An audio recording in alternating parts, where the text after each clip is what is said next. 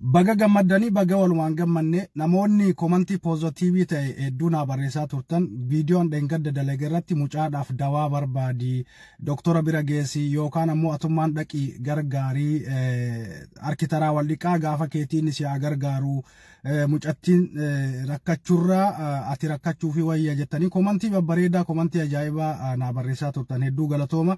Namoonni ammoo akkasumatti ati gowwaadha ati maaliidha jettanii komantii dhamaa akka keessanii barreessitanillee galatooma isinillee maaliifi jazbatu waan jazbaa barreessa waan ta'eef gowwatu waan gowwaa barreessa. Kanaaf gowwaadhaan kennas galatoomaadha.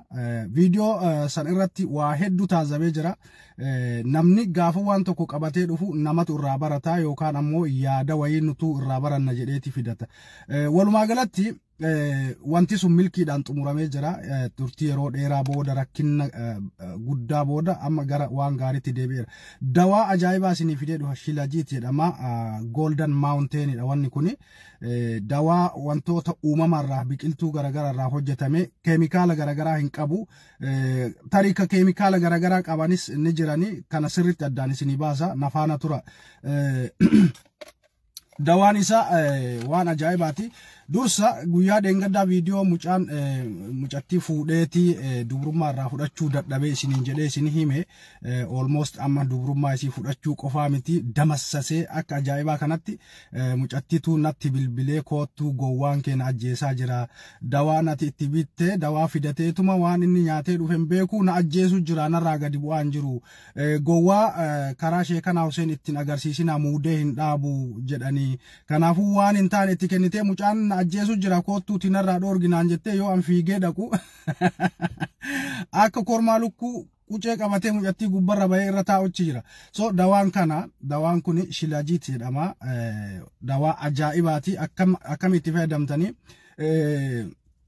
By the way, wama xiqqoo isii shaayii keessa buufattanii fuutanii wannoo gootanii dawaan kun hamaa ta'uu isaa irraa baay'ee cimaa ta'uu isaa irraa maankaan isa ittiin buufattan isii tana kuno hagattii tana maankaa tana takka shaayii birciqoo keessa buufattaniituma ganama dhuuddan. Akkam si godhaa akka dawaalee biraa akka dawaa doktorri namaa kennuu maal sanii miti wanni kun.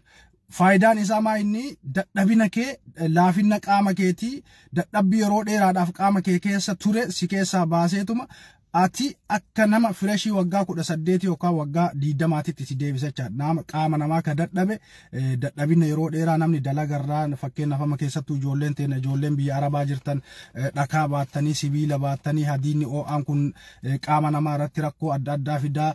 Namoonni rakkoo akkasii qabdan dadhabni qaamni keessan isin dadhabe dawaan kun hedduu isin fayyada. Shilajit jedhama. Golden Mountain dha. Biyya Pakistan I think Pakistaanii keessatti oomishamana fakkaate.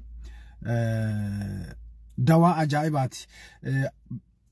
Garuu dawama kana fakkaate dawama kana akkanumatti wanta godhanii Amazonii fi